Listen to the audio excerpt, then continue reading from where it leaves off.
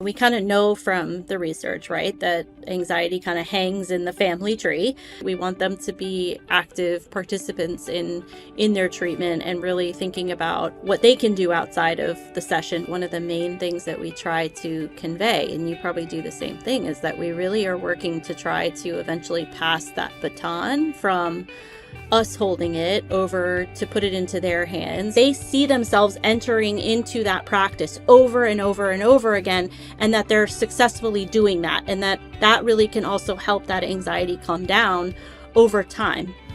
Welcome back to another episode of the Unspoken Words podcast, a Selective Mutism podcast by the Smart Center, produced and published by New Edition Productions.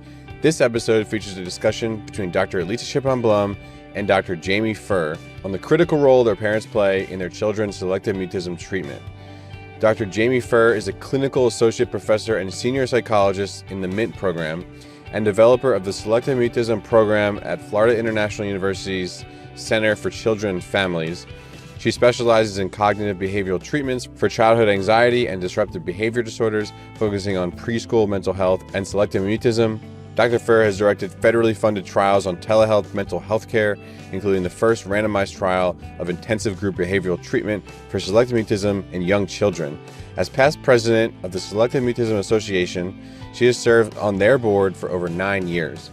She currently trains for New Day, a SAM-HSA-funded disaster mental health program, and supervises graduate students treating anxiety, selective mutism, OCD, and disruptive behaviors in youth. In this episode, Dr. E and Dr. Furr explore the importance of gradual exposure techniques, the impact of parental anxiety, the necessity of creating a supportive environment for children, and more. Before we get started, if you have any questions on anything you hear in today's episode between Dr. E and Dr. Furr, please head to selectivemutismcenter.org/Ask Dr. E, that's ASKDRE, and enter your question in the form. The Smart Center team reads all of your submissions and does their best to answer them on podcast episodes, blog posts, and on social media. And speaking of social media, for the best of this episode and every episode of Unspoken Words, make sure you're following the podcast on Instagram and on YouTube. We are at UnspokenWords_podcast on Instagram and Unspoken Words Podcast by Dr. E on YouTube. All right, without further ado, please enjoy the latest episode of the Unspoken Words podcast.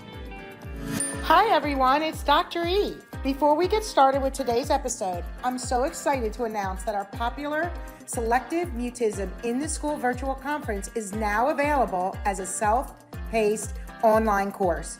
The conference dives into how to assess the mute child, testing for common comorbidities, and proven strategies and interventions to support students with SM within the school. And of course, we dive into accommodations and interventions such as 504s and IEPs. The course offers 5.5 continuing education credits for most professionals, so parents, share this opportunity with your child's school. To sign up, just head to our website or check the description in this podcast episode. Together, we can create a world where every child has a voice. Now, enjoy the episode. Good morning or good afternoon, listeners. Welcome to another episode of Unspoken Words. I'm honored today to be here with Dr. Jami Furr from FIU. Hi. How are you? I'm good. How are you? It's so nice to be here. Thanks for having me. Oh, I love it. I love it. I love talking SM, and I know you do too. I do. Very much so. Yep. It takes up a whole part of my brain, I think, these days. So yeah, it's always fun. It's always fun to talk to you specifically about it as well. Oh yeah, I love it too. It's like, my favorite topic. And I just saw you at the SMA conference, which went well.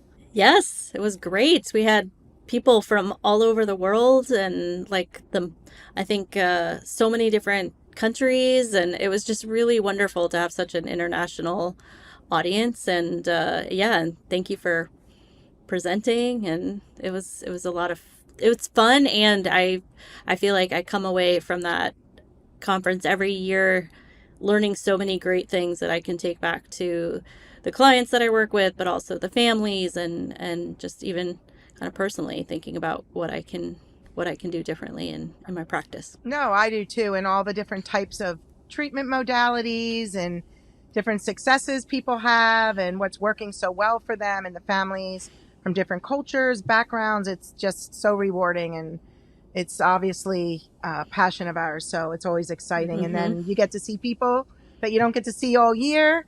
such as yourself. Yeah. So it's awesome. So our listeners are pretty savvy. Many of our listeners have listened to so many episodes and know so much about SM.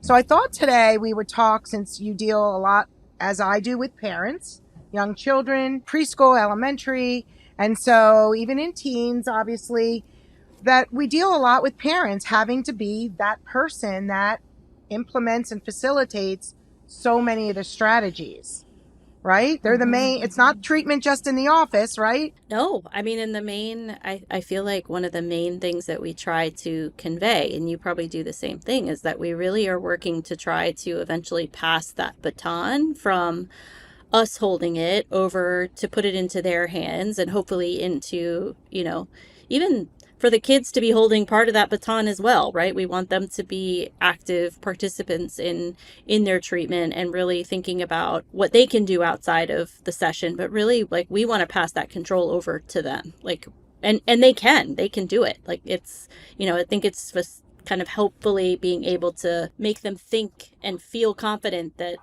they got this, they can do it. They, we don't do anything magical. We're just we just help facilitate it, and so hopefully we can relay that to the parents as well. I think one of the things I find so interesting when I talk to other experts in the field is that when you're having success with this population, you have to be doing similar things, because you wouldn't be getting success, right? You may call it something different. You may come at it There's a lot of different terms, right? Yeah, and come at exactly. it from different angles.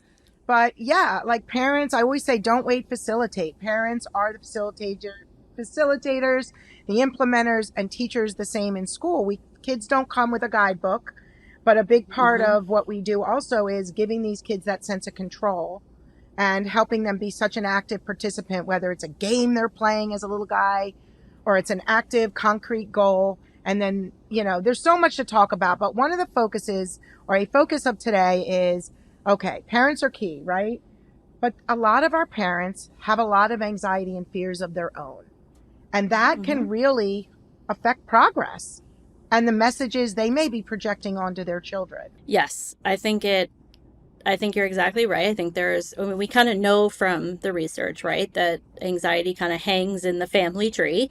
So unfortunately, if there's anxiety in that kiddo, we're more likely to find a parent with some type of anxiety. It doesn't always have to be SM or social anxiety, but there's often anxiety there, which kind of just predisposes them to have a little bit more difficulty if they're trying to then encourage their child to then face those fears that maybe they've had trouble facing themselves. But it's something that, the nice thing I think about this work that we get to do is we don't just work with the kiddo. We really work with the parent also in thinking about how can they also use some of the same strategies that we're teaching these kiddos to help themselves be able to implement these exposures, right? So thinking about using that same cognitive triangle, right? So what are their thoughts, feelings, and behaviors that get kind of activated for them when they're about to approach somebody to encourage their child to speak to? They have to do all of the same things that we're asking of that child. So I think really helping, we've kind of taken some steps that are called support steps or prepare steps that they can kind of think about as they get ready to engage in an exposure task, right? So really understanding what are their thoughts in relation to doing that exposure. So are they ready? Are they feeling anxious about it? What do they think is going to happen if they do it, right? I think they have similar negative kind of or unhelpful thinking related to some of these exposure tasks. And then how are they feeling about it emotionally? They're probably, like you said, maybe their heart's beating fast, their face is getting flushed, they're feeling ready to run, right? And so if we can help them identify those in advance of engaging in those exposures, then we've actually seen them be much more willing to kind of engage and step forward. And it's amazing modeling too for the kiddos to see, maybe not in full detail, but that mom and dad or grandma or grandpa are also working through anxiety, that's something that we have to manage all the time, and that they can do it, and that they're also able to engage in those practices, similar to their kiddo. So I think I really like being able to kind of talk through that with them. But also, I would say these days we do a lot of modeling where we are actively kind of doing some of those exposures first, where the families are watching us do it so that they have a better sense of what does that mean if like I have to go up and talk to somebody and tell them that, you know, my kiddo's going to ask them a question, and so that they can see us do it. And hopefully we're modeling and showing that you can do this. We got this, right? We can put on our brave caps, and then often then we'll kind of switch roles and have them implement it, but we're kind of there to support them. So we're kind of doing that graduated exposure even with them in implementing those exposures with their kiddo, which seems to be working pretty well. Yeah, no, I mean, you summed up so many great concepts that we can just talk for hours on. I mean, I think that what we always tell families is like what we're doing in the office is we're learning about what strategies work best for your child. But then we're teaching you how to do it because you're only with us for a limited amount of time. But in order for progress to be made, it isn't, okay, I talked to my doctor or therapist. It's learning, training you, and then out and about through the exposures, through community, through school, through get-togethers, through aunts and uncles, through soccer practice, through giving an order, through a store, like helping them make that progress. And so much is if the parents, I find that the anxiety really is high because they don't know what to do. And as soon as you start to train them and you role play, like, you know, walking in the office, going downstairs to the shops in our building and really teaching them the language. And actually when it's not working, you step back and say, wait, let's see how you're doing it. Make pretend I'm a waiter. Let's talk about, I just did this morning with a family I did telehealth with out in California. The weather was so beautiful there, but it's nice here today. But it was so cool. And they were telling me like, and I could see where the errors were and how they spoke to their child. So I think when they feel well equipped, when they really know what they're doing, how they're doing it, when they're doing it, and the accountability, I really find that gives them that security. Talk about the word exposure. I think that as we're talking about this is because these families have to create exposures. So parents will say, how often do we do it? It's as much as you possibly can. Yep. The exposure, I say it's an exposure lifestyle. Like anything you can make a practice, you make a practice. And so really exposure is just, I feel like a fancier word for doing practice and practicing those things that you feel afraid of doing. And so you're exposing them, or exposing, if it's a parent with anxiety, exposing themselves to the thing that they feel anxious about, that they feel nervous about, they feel afraid of. And so it's really about this process of facing their fear. And oftentimes we do it in a very graduated, hierarchical way because we see that that's often a little bit easier for our kiddos to tolerate in terms of starting kind of low and starting with something a little bit easier on what we would, there's lots of different names, the step ladder, the fear ladder, the brave ladder, the hierarchy, the bridge, lots the of different social terms communication for it, bridge. the bridge.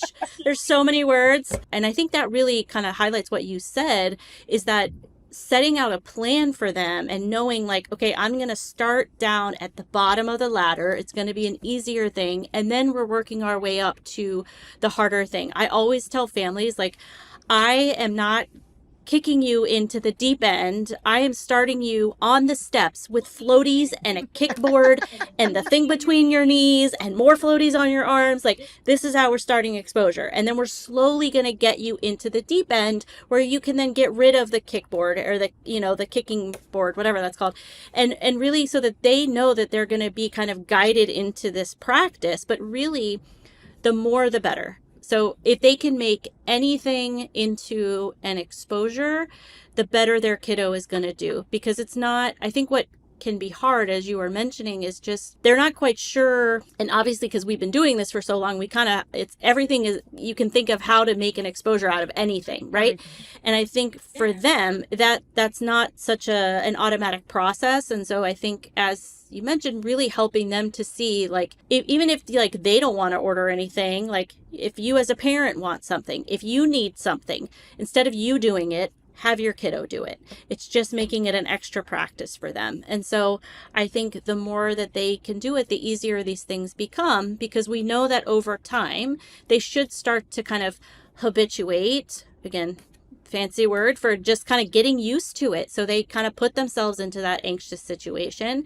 Their anxiety is going to go up, and instead of escaping or avoiding those situations, they stay in it, then they actually see that the anxiety can come down on its own, or that they were successful staying in a situation where that anxiety was still high and they managed it. They were okay.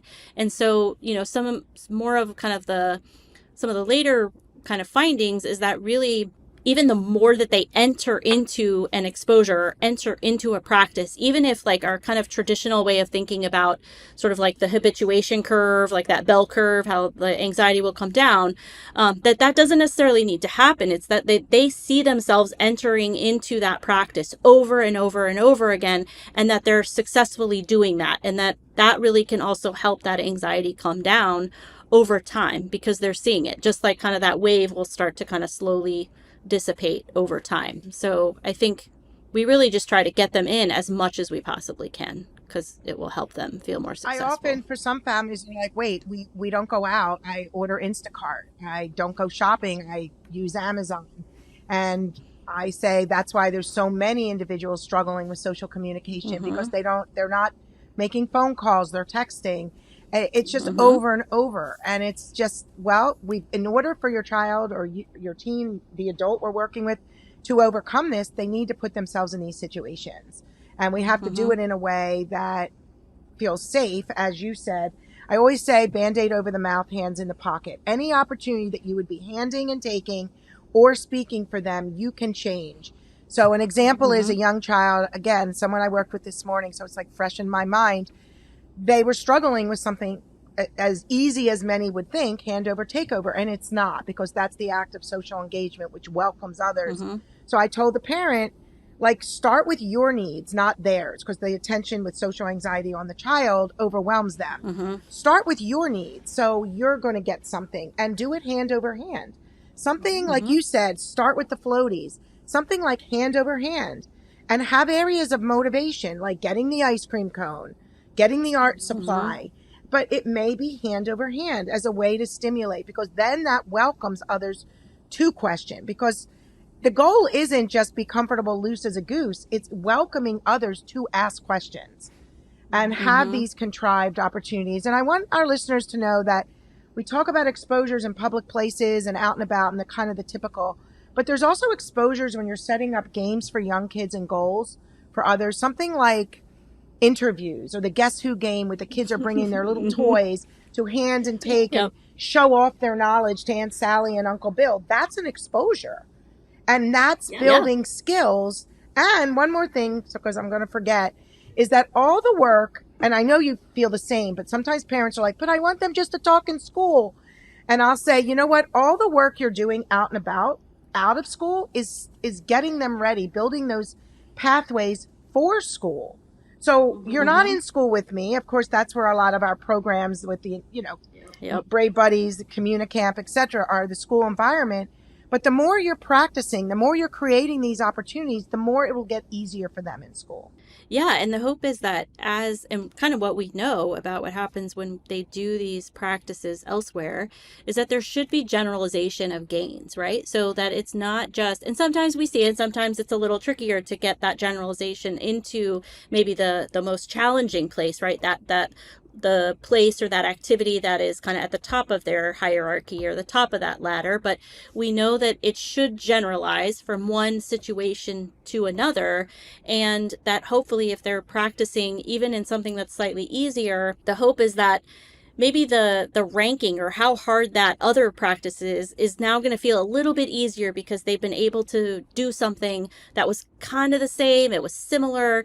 And so we see that those numbers start to really decrease in terms of kind of where they're rating that on their hierarchy. And I think that's the amazing thing about working with anxiety in general, is just like it's fascinating watching, like, even something that may not be exactly the same exposure, but that it starts to really help their overall sense of, I am okay. I have the coping abilities to get through this. I can manage myself in these situations.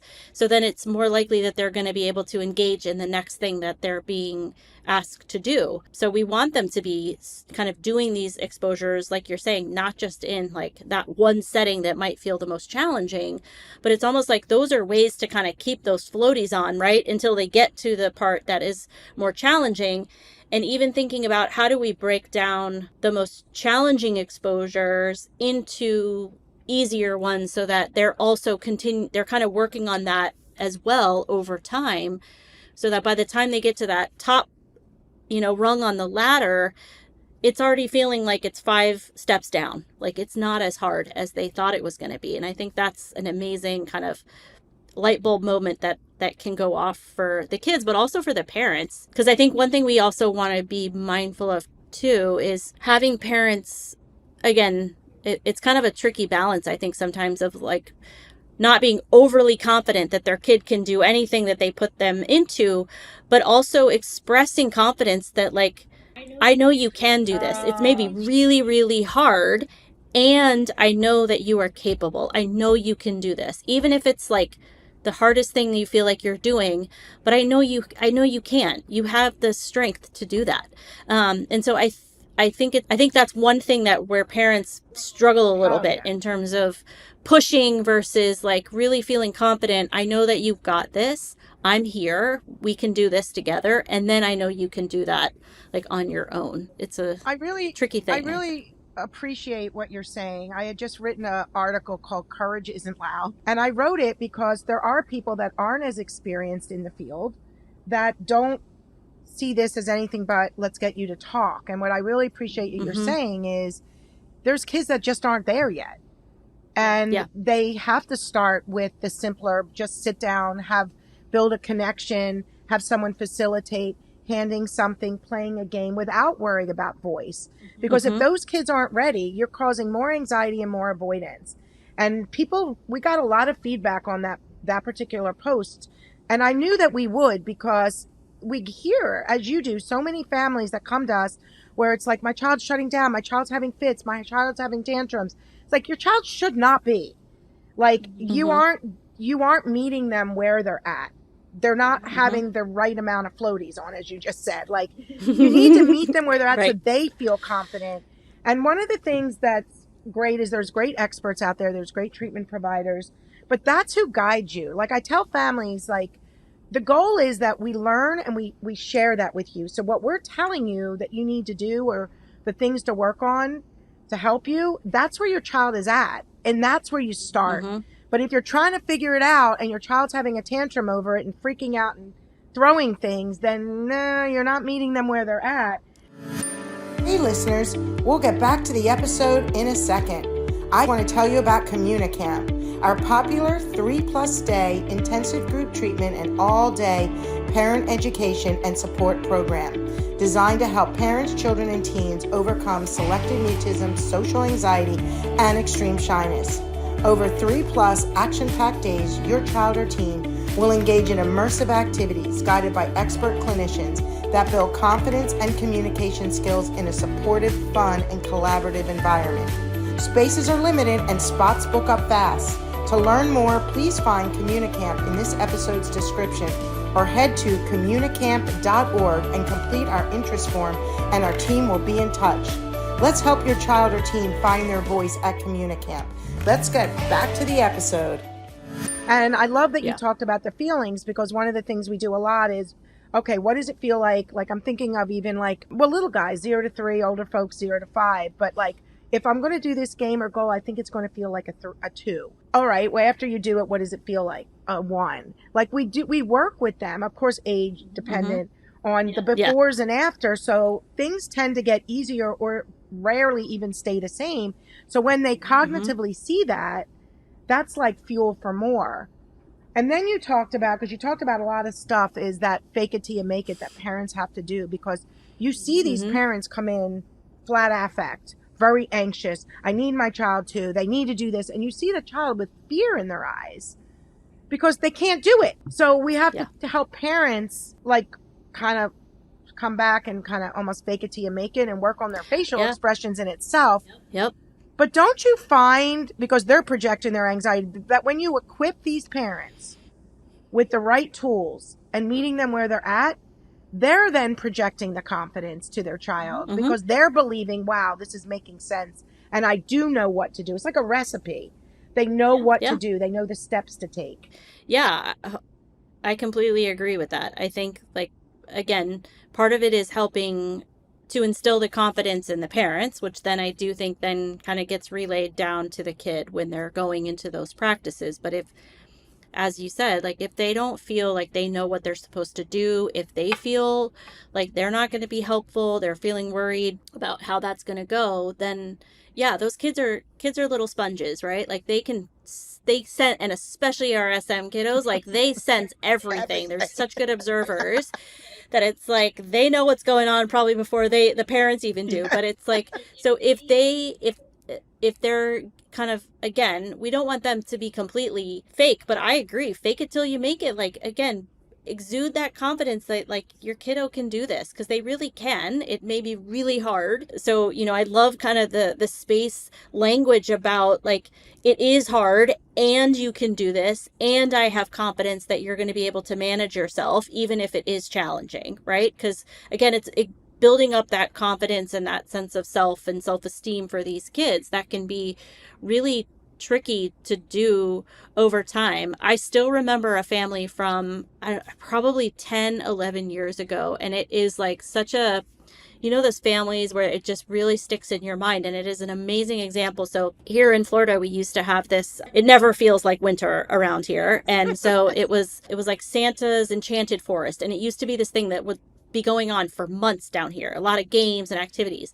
And so one of the dads that we were working with bought a season pass, and if it wasn't every night, it was like every other day, he took his daughter to this place and she had to get the tickets. She had to ask to go on the ride. She had to get dad's tickets. She had to get the drinks. And it was like probably a place that all kids would want to go, but it had her practicing so many things every single day that he really started to he took on that exposure lifestyle. It was really fascinating because I felt like his daughter did it so well because he was able to that clicked for him. Like, I have to do this for her and make this happen for her. And again, you don't have to have Santa's Enchanted Forest to do that.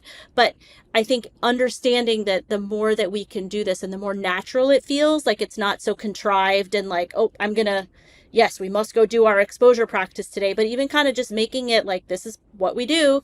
We're going to go to the grocery store, and again, a Florida thing, in our grocery stores, they give free cookies, but these kids have to ask for the cookies. Okay. And it's like the greatest thing for exposure, because you can really make it such a gradual exposure, either from just telling parents to having the bakery person ask if they want, chocolate chip or sprinkles. Yeah. And so they really can up to really asking for it themselves and then doing it on their own. Like, it's really it's been a really wonderful thing here in Florida to be able to send everyone to the grocery store. I go to Florida often. Yeah. I'm going to be checking out those free cookies. Oh yeah, I didn't it's amazing. Wow, that's crazy. That's amazing. Yeah. I had not seen that in Philadelphia before, but it was exciting as an exposure therapist. I was like, this is great. Yeah. Thank you, bakery. It was very helpful. Well, I liked what yeah. No, I think too, the thing that I think one of the things that feels hard for parents too is probably fearing that if they approach somebody to do a practice, that they're going to get shut down, or that person's going to be mad, or they're going to be offending somebody. Yep. And I have to tell you, from doing this in Philly, New York, Boston, Miami, I very rarely have I ever been told no in the first place, or two, just nobody, you have little kids with you, or even if it's a teen, they're like, I'm happy to help. Yeah. What can I do?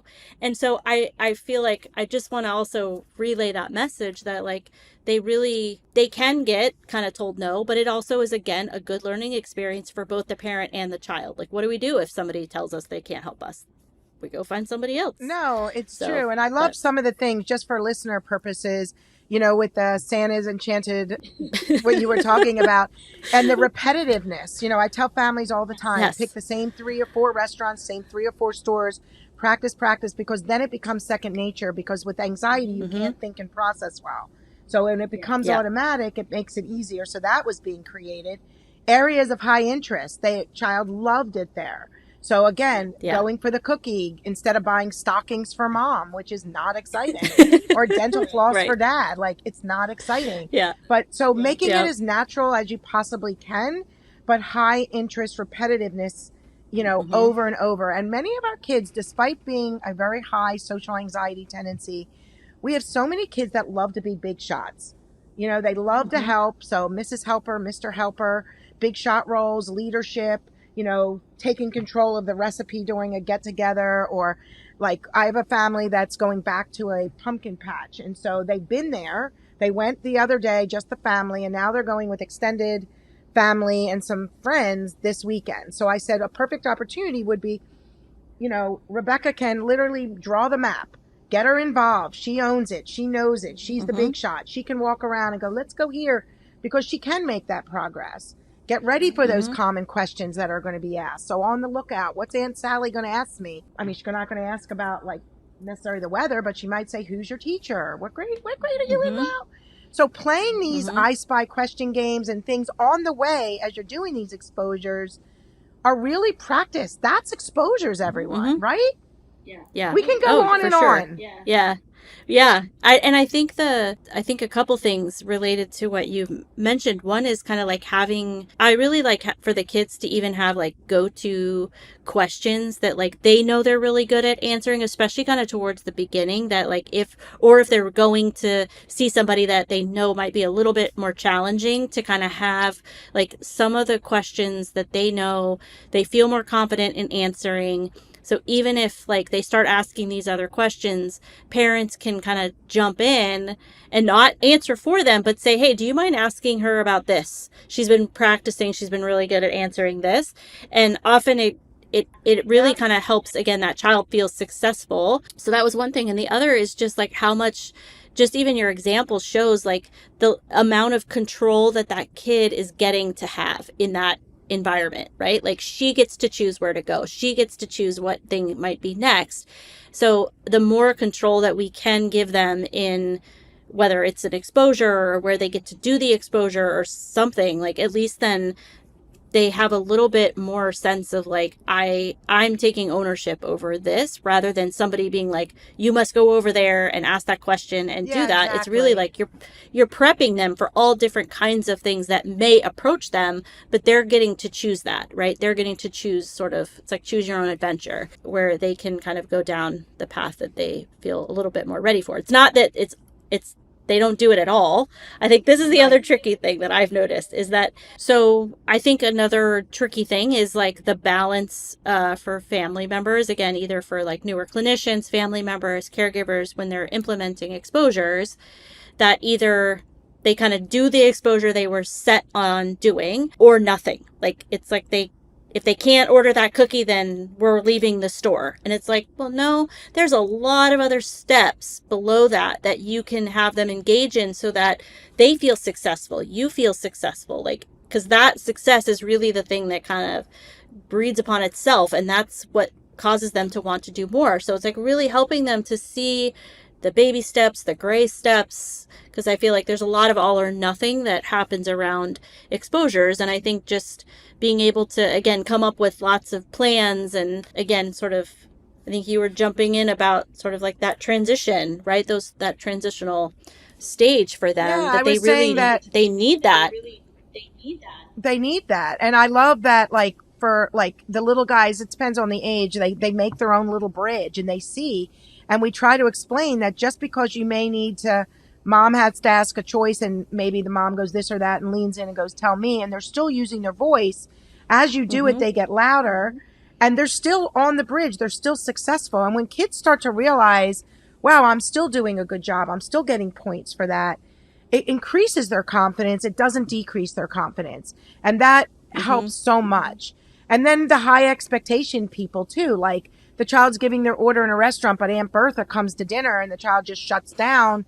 okay, that's a look, listen, and learn. We need to bridge down ourselves as parents and not see that as a failure because she didn't order, but that dynamic, that setting, that person changed. And we have to roll with it because it's like 2 or 3 steps forward and maybe 1 back. And then you keep moving. And that's what it is. And we train parents. It's okay. Okay. And then it's like, so I think one of the things you talked about, you brought up a lot of these common parental fears, like one, fear of making things worse. Like, what if I make it worse? What if I make them more anxious? And you were saying clearly, and I feel the same, is that if we can give them those tools, meet them where they're at, then they don't feel they're going to make it worse because they're going to trust this. Yeah, they're going to have the skill set to know what to do. And even if like they are, I think the other piece is like, even if they are still feeling a little bit unsure or unsteady with the next step, feeling like they can, if we can, again, have them feel that they can do it. Like I can do this, even if I don't know it 100%, even if it's not going to be perfect, I have to try, right? Like E for effort. So it's like giving at least something to see if they can get that practice in some way is going to be better than the fear of it making it worse, and then not doing anything at all is going to be more detrimental for their kid. And I do think that's where some of that kind of helpful thinking or, even kind of those cheerleader statements for themselves as a parent that we all need as a parent to be able to kind of boost themselves up a little bit to know like, okay, I can do this, even though it's hard. I can help my kid, start to really show some improvement. So, and I wanted to go back to something else that you had mentioned about really like meeting them where they're at and thinking about, even if it's not speaking, even if it's really just, we were talking about a kid the other day in some supervision, and it was, we had learned more recently from a teacher that the kid isn't even really participating non-verbally in certain activities in class. And I said, okay, well, hold on. We got to go back. We got to get him. Let's at least start having him do some nonverbal participation before we even think about we're moving him to being able to start answering all these questions in class. Like we need to go like, again, from low to high to get him to start being more comfortable in even just participating at all in that classroom. So, because where initially the parents had thought he was speaking okay in class, and the teachers really kind of updated us and said, this isn't really happening yet. So we kind of had to change course. And I think that's a lot of what you were saying, and kind of just being ready to change course if we need to, and meet them where they're going to be most successful, rather than kind of pushing them into that hardest thing or that deep end with no floaties. And I would say that when you're evaluating, these kids and their communication, and I'm only bringing this up, this not necessarily obviously your client or patient, but we see a lot of kids where they're making these leaps or they're doing well outside of school, but they're really struggling in school. Either the accommodations, interventions aren't there, but they're missing something like a key why. We see the learning processing difficulties. We see the speech and language challenges. We see more and more kids with ADHD. It's amazing how many we see with these additional challenges that affect their ability to communicate because they're not able to either stay focused. So I would say to families, like, I'm just saying it as an add-on to this school, is that really assess their child's academics. Like, are they starting and completing tasks? Is it not even just nonverbal, but how are they doing? Right. And that needs to be addressed, and meeting them and figuring out what might else be going on. Because, drilling it in, I need my kid to talk, that attitude, it's like, okay, what could you be missing that's affecting their ability to talk, to be verbal? Right. And language is different in a school environment, so it's just Dr. Evelyn Klein always said, like, the deconceptualized language. It's different than Mom, I want milk, or I want to play with Jimmy. Yep. It's different language. No, I think this is really good. And another thing you brought up with the parents, a lot of parents are on a mission.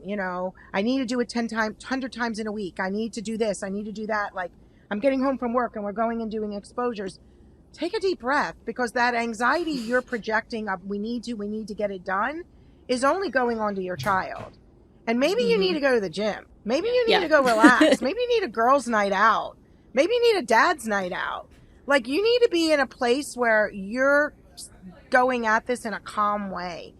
I mean, do you see this too? I mean, you do, obviously, but like, yeah, how do you talk to all your the time. clients about that? Well, I think it's like the oxygen mask on the Yes, airplane, exactly. right? Like you got to put yours on before you can assist somebody else. So if you have no ability to kind of provide self-care, Right. then you're going to have a harder time managing your own distress and managing their distress. And so they really have to think about how they can get that self-care in. Again, it doesn't have to be a lot. It can be, I train a lot of professionals in working with families after disasters, and we talk to these professionals a lot about their own self-care in those moments, and they don't have time maybe to go for a run or to go to the gym. They may have 30 seconds to like take a deep breath or watch a silly video or look at a cute picture of their pet or a baby picture. That's what I do. I look at my kids and their baby pictures because that makes me feel better instantly. And so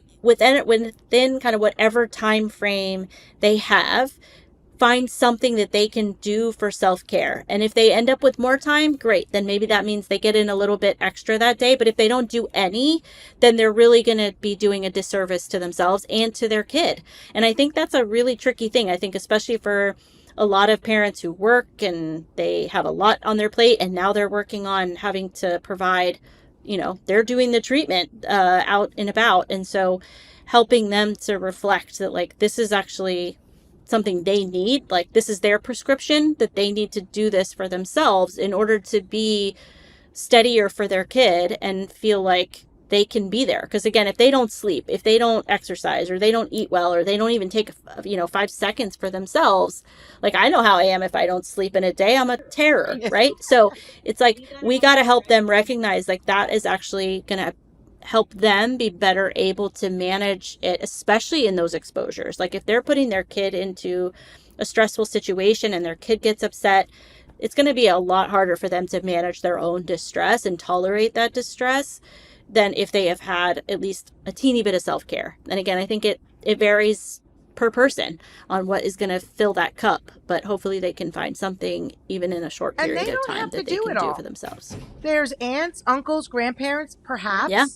There's family, friends, going to a friend's house. Like sometimes our kids with their parents, especially as kids get older, they sense that expectation and they're very different with their parents.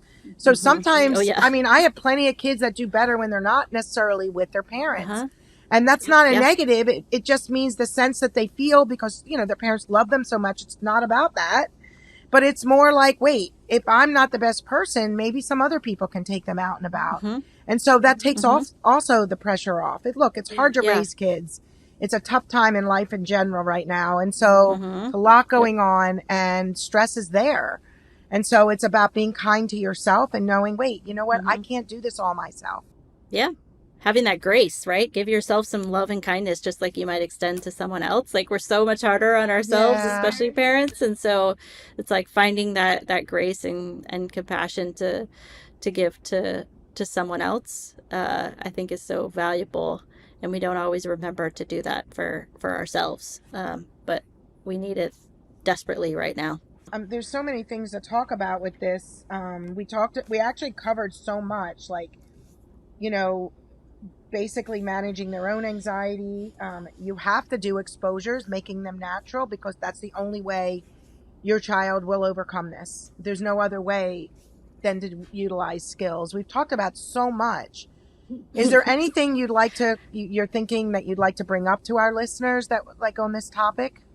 It's so interesting. We were just talking about this again the other day about a particular kiddo where, as you mentioned, like they have a much harder time kind of even showing some progress when the parent is around. Because of that, it's such a learned pattern of interacting that like this is what they do when mom is around or when grandpa is around. Like this is what the parent does for them. And so I think it can be harder to kind of undo and find a new way of learning and establishing connection when the parent is around. That I think even in that situation, eventually we can have that parent, again, kind of, we're talking about doing like reverse fade-ins where it's like the kiddo is doing really well and talking and having a good time. And then we bring the parent kind of slowly back into the situation so that they are getting more and more comfortable now using their words and being kind of more, again, kind of talking more freely, but now they're doing that with the family member around, that like maybe they weren't feeling like they were able to do that, even though that parent may be the person that is their kind of key person that they know they can talk to.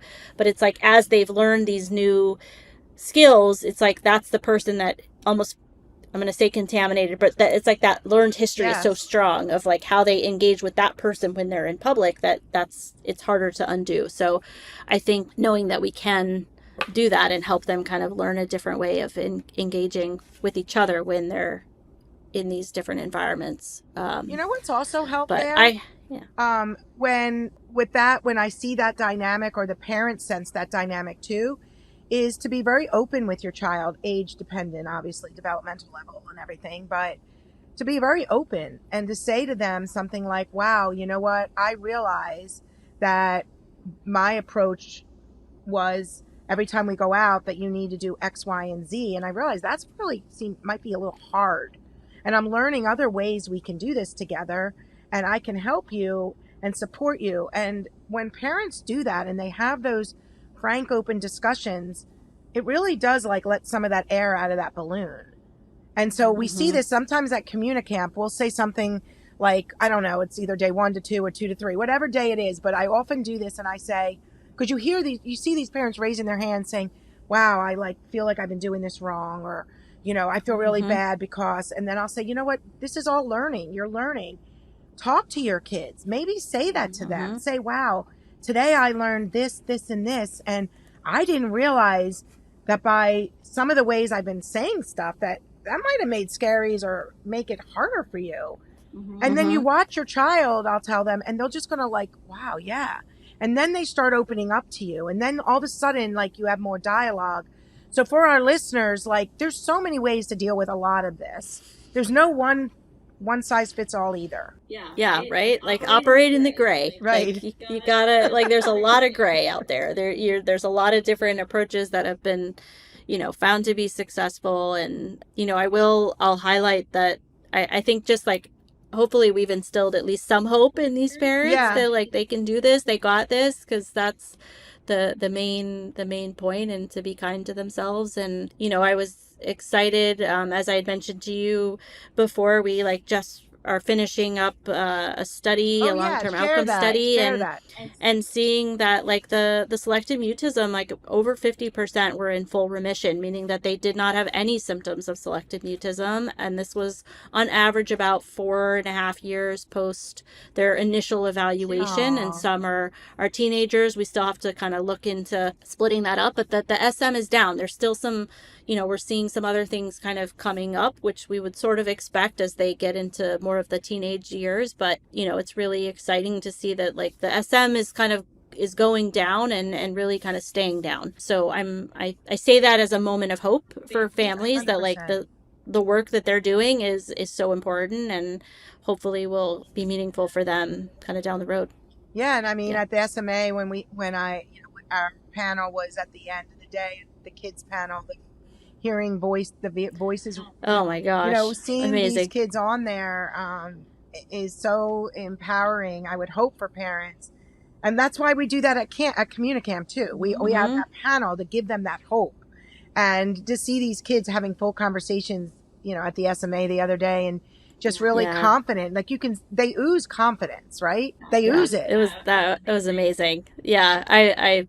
I'm still thinking about all those kids, and I actually went back and watched some of it yesterday, and I think it just like it's so powerful to hear also, I think, their perspectives and understand like what do they really take from everything that they've learned, because I feel like like Communicamp or a bunch, like it's a lot of material, it's a lot of stuff that we're working on with them over time, and so to really kind of hear for them what really sticks. Like what are those key points? Because it may be different than what we as clinicians might think are like the most powerful tools, right? We know it's like we got to do these exposures, and yet I think there's a lot of things that like are helpful to hear directly from them about what it's like for them to experience this and to work their way through it. But yeah, the confidence was just makes your heart feel good. And that hope, it's like what you said, like with these listeners listening to this, like the hope that you're instilling in them, like the hope. And once they have that hope, they then project that onto their children. Because like you said, these kids are the most sensitive beings out there, and they feel it. They feel everything, and they know what you're thinking before you're even thinking it. So when you're confident in it and you're feeling good about it, that just oozes onto them. So I think this was great. And I think our listeners are going to love this. And like you said, we could talk forever on this topic. So I really appreciate you and all the things you shared today. It was wonderful. Yeah, thank you so much. Thanks for having me. And again, happy to continue this conversation anytime. Yeah, I would love to pick up for hours. I know, it's wonderful. And there's just so many things to talk about. Just from this talk, there's like millions of things to talk about. So exactly. That's how I see it. But thank you. Not enough time in the day. Not enough time in the day. Never enough time. Thank you. So where can people go to find you and all your information and research and programs?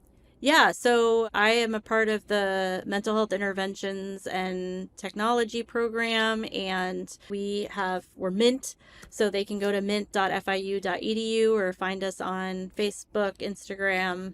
Awesome. That's probably the best place. That's great. And any information you want to share, please be sure to send, and it'll be for our listeners in the show notes. I have the utmost respect for you, Jami Furr, Dr. Furr. I think you're amazing, and that's why I was so happy you were on this podcast. Yeah. Oh, well, thank you. Same to you. Same to you. We're so grateful that you started SMG, SMA so long ago and really kind of got this field launched. So we're it's a labor of love. Grateful. My Sophie, who's my impetus, as I sit here, I'm like checking my phone going, she's about to have a baby.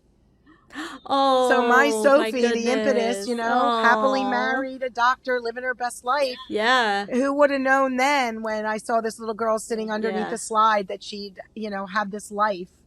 And so, yes, amazing. I'm about to become a grandma. Oh, I'm so excited for you. That's so wonderful. Oh my goodness. That makes my heart just melt. I'm so excited. Oh, well, I hope everything goes so well and smoothly for her and that everyone is healthy and I'm sending you lots of hugs and love. Oh, and thank you so much. Oh, that just made me feel so very good. I can't believe that. To have your daughter have a baby. It's like, it's just such an interesting concept. Like, my baby's having a baby. Like, it's just so strange. Yeah. Amazing. Oh, so does she know what she's having? A little girl.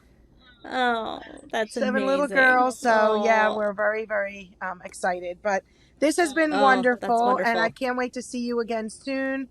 And next year, will SMA maybe be in person? It's going to be in person. We're going to try to do every other year. That's what I thought. At least, we get some in-person connection. I mean, I think what's really so cool is that the internet, doing it virtually, we get such a broader international crowd and audience to participate, which I love. And yet there's also that in-person thing that you miss, right? Like getting to see people in person and face to face. So I think we're going to try to keep doing, every other so that we can keep everybody being able to participate at least every other year. No, that's good. I was nervous this year because it was in Sophie's realm of delivery. She still hasn't had the baby, but I originally wasn't sure I was going to speak, so that's why I had Jen Brittingham submit it. And even my daughter I was worried about because she wants to be with her sister, but we were available. but that's why we didn't even have no baby yet. Yeah, we didn't have an October Communicamp because we were very nervous about that. So because I couldn't not be there. So well, of course. So it's going to be strange, but so exciting. So I will see you next October, if not sooner, on another podcast. Yeah. Maybe. Yeah. Maybe. Yeah, sure. Anytime. All right. Wonderful. Yeah, this was a lot of fun. So thank you so much. Have a great day. Thank you. You too. Thank you for listening to Unspoken Words, a Selective Mutism podcast hosted by me, Dr. E, and the Smart Center. This episode and all episodes of Unspoken Words is produced by New Edition Productions. Don't forget to submit any questions you have from today's episode using our Ask Dr. E form on our website. Just head to selectivemutismcenter.org/ask DRE.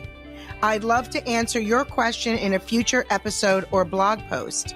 Remember, for the best of this episode and every episode of Unspoken Words, please follow the podcast on Instagram and YouTube. We are at Unspoken Words _podcast on Instagram and Unspoken Words by DRE on YouTube. Or join our newsletter for additional SM content. We release new episodes every other Monday at 6 a.m. Eastern Standard Time. We'll see you next time.